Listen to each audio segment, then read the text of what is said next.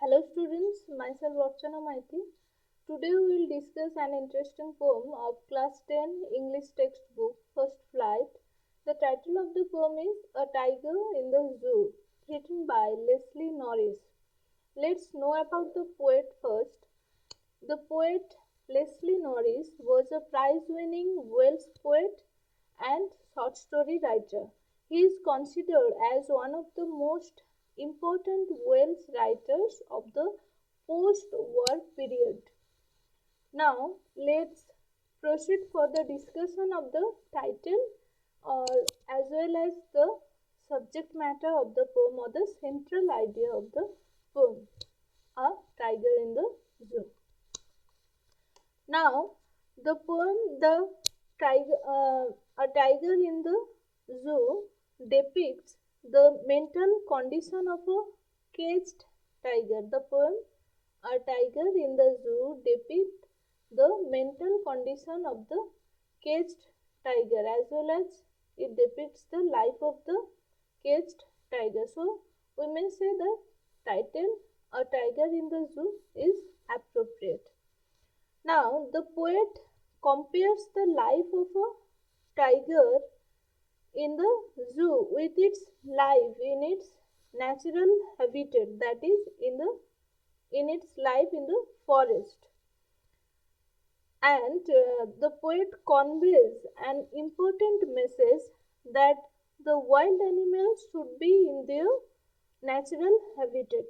In the poem, the poet heightens the contrast between captivity and freedom.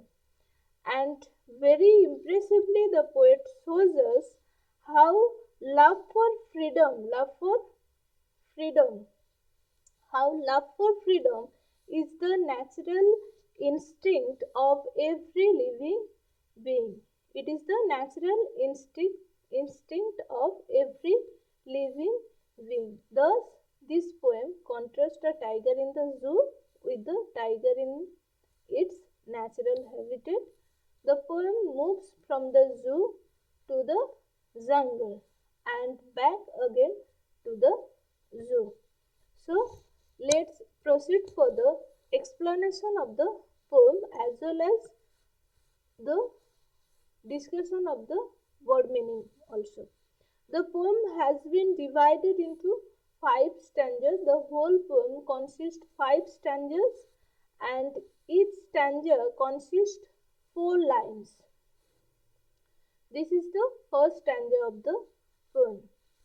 So, in this first stanza, the poet is bringing out the life of a tiger in the zoo. So, let's read the stanza first. He stalks in his vivid stripes the few steps of his cage on pads of velvet white in his white rays. He stalks. Here he refers to the tiger. So you may ask why the poet has used he to refer to the tiger as well as to refer to the caged tiger in the zoo. As we never use he or she, such type of personal pronoun to indicate an animal, but the poet has used he to refer to the tiger instead of using the personal pronoun it, because the poet in this poem has personified the tiger. That's why he has used he for the tiger. To refer to the tiger, the poet has used he. So, he stalks. The tiger stalks. Stalks means follows or moves or walks in his vivid stripes. Where does the tiger move? The few steps of his cage. Inside his cage. The tiger walks inside his cage. The few steps. Here the phrase the few steps refers to the limited space inside the cage. The limited space of the zoo cage.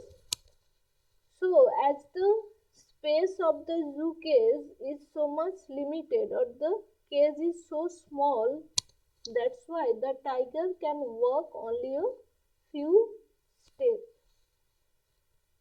And in his vivid stripes, and it has vivid means having deep bright color stripes on its body. As the tiger is in the zoo cage, so the poet can see the tiger from a near distance.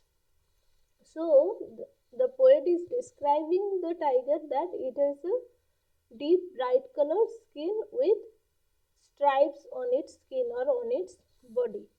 So at the starting two lines of the poem, the poet has described, or the poet has depicted, the activities of the tiger in the zoo cage as well as its physical appearance.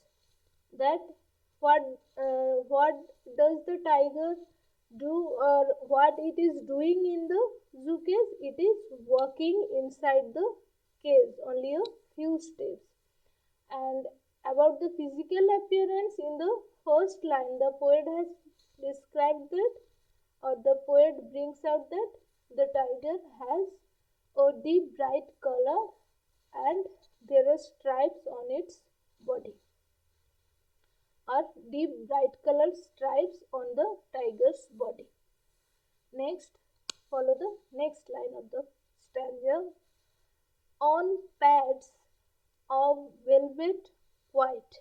So the tiger stalks or walks on what? On pads. Pads here refers to the paws of the tiger on its feet. Of velvet white. Here velvet, the word velvet refers to the softness of the paws. As the paws of the tiger is so soft, it is as soft as the velvet fabric. So it can walk smoothly without making any sound. That's why velvet white. The poet is saying velvet white. And in his quiet rage. So the last line of the first stanza refers to the mental state of the tiger, or the mental condition of the tiger. What is his mental condition? It is in his quiet rage. Here the two words quiet and rage, these two words are opposite to each other in their sense. Rage means violent anger or full of anger, we may say. That the tiger is quiet, again it is full of anger. Why? The poet has used these two words side by side to indicate the suppressed anger of the tiger. Though the tiger is full of anger, or though it is very much angry, but it is not able to express its anger, as it is in cage. It is imprisoned in cage. So the poet is saying it is in his quiet rage. So this is the subject matter of the first stanza of the poem. In this stanza, the poet is describing the physical appearance as well as the mental condition of the tiger which is in the zoo. Next, proceed for the second stanza. That is, let's read the second stanza, that he should be lurking shadow, sliding through long grass near the waterhole where plum deer pass. Next, follow the explanation of this stanza. From the starting of this line, of this stanza, that he should be lurking shadow. Here we have to remember that in the second stanza, the poet imagines the tiger that if it were free, or if it were in its natural habitat, that is in the jungle or in the forest, then what it would have been doing, that the poet has described in this stanza 2. In this stanza, he should be lurking shadow. What the tiger would have been doing? if it were free in the forest, that he should be lurking. Lurking means he should be hiding. Hiding where? In the shadow of the tree, or we may say shadow, in the shadow of the stones, and sliding through long grass. And what it would have been doing? And it would have been sliding means moving through long grass. Why it would have been moving through long grass? To protect other animals from not to protect other animals, to see its movement, so that it can attack other animals. That's why it moves through long grass, or through the shadow of the trees or stones, near the water hole. And where it would have been moving? It would have been moving to the water hole. Water hole refers to a small stream where plum deer pass. It would have been moving to the small stream where plum means fat or healthy, where plum deer pass means a visit or comes to that stream to quench their thirst. It would have been waiting there to attack the plum deer and to fulfill its hunger, having a heavy feast of that day. So this is stanza 2. Next, proceed for the third stanza of the poem. He should be snarling around houses at the jungle's edge, baring his white fangs, his claws, terrorizing the village. He should be snarling. Again, in this stanza also, the poet is saying that if the tiger would have been free, and if it were in the jungle or in the forest, then he should be snarling. That means he should be making an angry warning sound, that is roaring sound of the tiger. Here snarling refers to the roaring sound of the tiger. He should be snarling, roaring around the houses. And where are those houses? Those are located at the jungle's edge, that means at the end of the jungle, and bearing his white fangs. Bearing means showing or exposing. Showing his white fangs. Fangs refers to a large sharp tooth, or specially it refers to the canine tooth. So showing his white sharp tooth, his claws, he would have been terrorizing the village. The tiger would have been terrorizing, means frightening the village. The village refers to the villagers, frightening the villagers to collect its food. So this is stanza 3. From this stanza, or through this stanza, the poet is giving us an important message, that here the poet is giving us a hint or an important message, that if we continue to destroy the forest cover, and the natural habitat of the tigers, they will be forced to turn to our towns and villages to find their food, and thus they will be a terror for the human beings. So the wild animals should be in their natural habitat. And of course it also focus on the that modern people should stop deforestation. They should focus on afforestation. This is the message of this third stanza of the poem. Next, proceed for the fourth stanza. Now, in this fourth stanza, we can see that the poet is describing the tiger's caged life. That is the tiger in the zoo. So, in the fourth stanza, the poet returns or comes back to the tigers to describe the tiger's life in the zoo. So, let's read the poem. But he is locked in a concrete shell, his strength behind bars, stalking the length of his scales, ignoring visitors. But he is locked in a concrete cell. He refers to the tiger that is in the zoo cage. So, the tiger is locked, imprisoned. Locked means imprisoned in a concrete cell. Here, concrete means a building material. Here, it refers to the sturdy cell of the zoo. And his strength behind bars.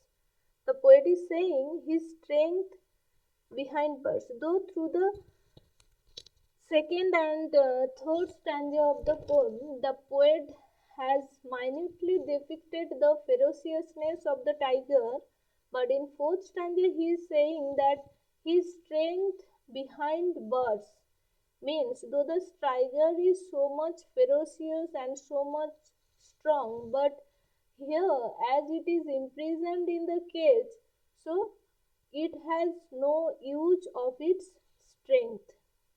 There is its strength, there is no use of its strength, or we may say its strength is useless to it as it is imprisoned in the zoo cage. Next line. Stalking the length of his cage, ignoring visitors. Stalking means walking the length of his cage, and what it is doing in its cage, it is walking, it is moving across the length of its cage, it is moving inside the cage and ignoring visitors. Ignoring means paying no attention, it is not paying attention to its visitors. Visitors refers to the visitors of the zoo. So this is the subject matter of fourth stanza, or this is the meaning of the fourth stanza. In this stanza, the poet is explaining the helplessness of the tiger. As the tiger is inside the zoo, or it is caged in the zoo, so it is quite helpless and it is sad. And this stanza also, in this fifth stanza also, or fifth stanza also depicts the condition of the tigers in the zoo. It is also describing the tiger's caged life. So let's read the last stanza of the poem. He hears the last voice at night, the patrolling cars, and stares with his brilliant eyes at the brilliant stars. He hears the last voice at night. He here refers to the tiger. The tiger hears the last voice at night. What it is doing in the zoo? It can hear the last voice. Here voice refers to the sound. Sound of what? Sound of the patrolling cars. Sound of the cars of the guards who guard the zoo. So he hears the last sound of the patrolling cars of the zoo guard and stares with its brilliant eyes at the brilliant stars. And stares with his brilliant eyes. Stares means gazes at the brilliant stars. Brilliant means twinkling stars or shining stars in the sky with his brilliant eyes. Brilliant eyes means brilliant eyes refers to the fierce and shining eyes of the tiger. So the tiger gazes at the brilliant stars with his shining eyes. And this gazing at the stars also refers that as if it gets lost in his thoughts and wonders why he has been imprisoned in the cage and wonders why he has been imprisoned in the cage. So another thing is that it may refers that the patrolling sound of the sound of the patrolling cars also disturbs it at night. That's why it can't take rest. Rather, it stares at the brilliant stars with shining eyes. So, this is the subject matter or meaning of the poem. Now, what is the lesson that we learn from this poem? The poem conveys the message that the wild animals should be in their natural habitat, and like other living beings, the wild animals are also very much fond of freedom. They are also very much fond of freedom. So the poet is trying to say through this poem, the poet is trying to say that the animal which is famous for its fearlessness, that is the tiger, and freedom is confined. The animal is confined and sad due to the human beings who want to derive pleasure by looking at him in the zoo cage. So, what we have learned from here, the wild animals should be in their natural habitat. That means should be in their natural habitat. That means what? In the forest. So, this is the explanation of the poem. Now proceed for the explanation or discussion of the literary devices used in the poem. First of all, we will discuss the rhyme scheme of the poem. The rhyme scheme of the poem is A, B, C, B. Let's discuss stanza wise.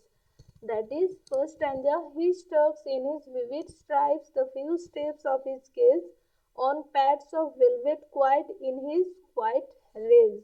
Here, cage rhymes with rays, and that's why if we say A, it is A, then it is B, again it is new, so C, B. So A, B, C, B. This is the rhyme scheme of the poem. In the same way, there is, he should be lurking in shadow, sliding through long grass near the water hole where plum deer pass. Here shadow and grass rhymes with pass. So this is A, B, C, B. And in the third stanza, age rhymes with village. So A, B, C, B. Fourth stanza, bars rhymes with visitor. So A, B, C, B. And in fifth stanza, cars rhymes with stars. So A, B, C, B. So this is the rhyme scheme of the poem, that is A, B, C, B. Next is come to the discussion of the literary device. First of all, personification. What is personification? Personification is the figures of speech or is the poetic device where non-living things or other living beings are given human attributes. That time it is called personification. In the whole poem, the tiger is personified because the poet refers the tiger as he. Next is metaphor. What is metaphor? Metaphor is an implied comparison, that is metaphor is refers to an implied comparison that is made between two unallied objects. Now notice this third line of the stanza 1, that on pads of velvet quiet. There is the use of metaphor here. Here there is the comparison of the softness of paws with the softness of velvet fabric. So here softness of the tiger's paws is compared to the softness of velvet fabric. So this is the indirect comparison, and it is the instance of using metaphor here. Next is enjambment. What is enjambment? Enjambment is the continuation of the same clause from one line to next line, or continuation of the same sentence to next line without any punctuation mark. That is called enjambment. Here in this poem there are many instances of using enjambment. We'll follow it or we'll discuss it stanza wise. In the first stanza, he stalks in his vivid stripes. This sentence or this line continues to the next line, and there is no punctuation marks at the end of this first line. So this is the use of enjambment here, or this is the instance of enjambment, that the he stalks in his vivid stripes the few steps of his sketch. Next, in stanza 2, line number 2 and 3, second and third line, in these two lines also there are the use of enjambment, and there is no punctuation at the end of these two lines. That sliding through long grass near the waterfall where plum deer pass. This is the use of enjambment. Next is use of enjambment is stanza 3 first line, and another is in stanza 5 first line and third line also, that he hears the last voice at night, the patrolling cars, and stares with his brilliant eyes at the brilliant stars. So these first and third lines are also use of there is also use of enjambment here. Next is imagery. What is imagery? Imagery is used to make readers perceive things involving their five senses. That means it will seem to the reader that they can visualize the picture of the poet's depiction. That is called imagery. So, in the whole poem, the poet tries to create two images. First of all, an image about the tiger that is in cage in stanza 1 and stanza 4 and 5. These three stanzas refers the image or creates the image of the tiger's caged life, and in stanza 2 and 3, the poet through stanza 2 and 3, the poet tries to create an image of tiger's activities in the jungle. So, these are the instance of using imagery here. Next is oxymoron. What is oxymoron? Use of adjectives opposite in meaning. Whenever two adjectives, those are opposite in meaning, are used side by side, that time it is called oxymoron. Let's notice stanza 1 fourth line, in his quiet rage. In these two words, quiet and rage, these two words are completely opposite in their sense, and these two words are used side by side. So this is the example of using oxymoron. Next is consonance. What is consonance? Consonance is the repetition of the same consonant sound in the words of the same line. There are the many instances of using consonants here. In stanza 1, he stalks in his vivid stripes. So, here in the word stalks, the same consonant S and or consonant sound shaw at the starting of this word, at the end of this word we can see it, and in the word his, and again in the word stripes there is the repetition of the consonant sound shaw. So this is the use of consonants here.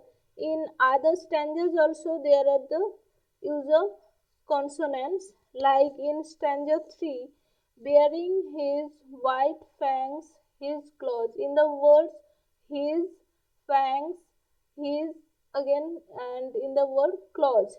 In these words there is the repetition of the same consonant sound, that is so. So this is the example of consonants. And next use of consonants in stanza 4, his strength behind birds. Here in the word his strength and birds, in these three words there is the repetition of the same consonant sound, s or shaw we can say. So this is the use of consonants. Next is alliteration. What is alliteration? Alliteration is the repetition of the same consonant sound at the starting of the two words placed side by side, or at the starting of the two adjacent words. Now follow it in stanza 4, behind birds. In these two words are placed side by side, and these two words have been started with the same consonant sound v. So this is the use of alliteration, behind verse. Again in stanza 5, he hears. There is the repetition of the same consonant sound h. He hears. So this is the use of alliteration. Again another alliteration, instance of alliteration in stanza 2, plum, deer, pass. Plum and pass.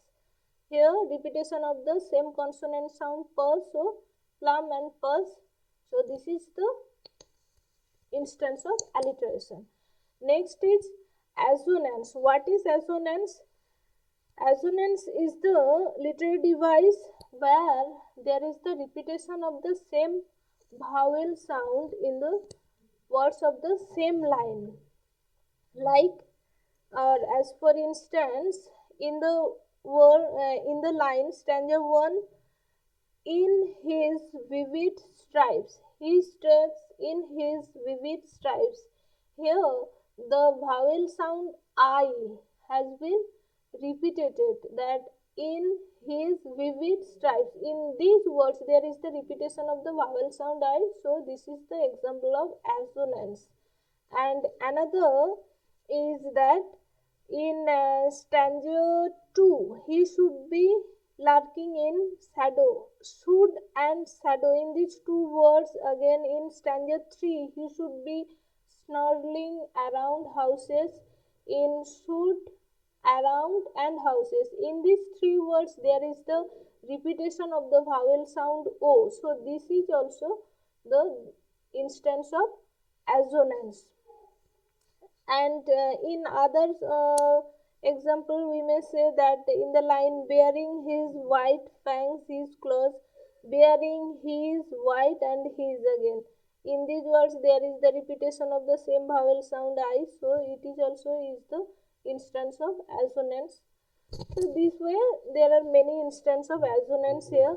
And last literary device that we can say, that is onomatopoeia. What is onomatopoeia? Onomatopoeia is the use of words which denote sounds. That is called onomatopoeia. Like in the third stanza, in the first line, that snarling. The word snarling refers to the roaring sound of the tiger, as it denotes the, this word denotes sound, so it is the use of onomatopoeia here. Onomatopoeia here. So these are the mostly all of the literary devices have been used here, and this is about the all about the poem. I hope now the poem will be easier to you. If you have any asking, you may write in the comment section. Thank you for watching this video.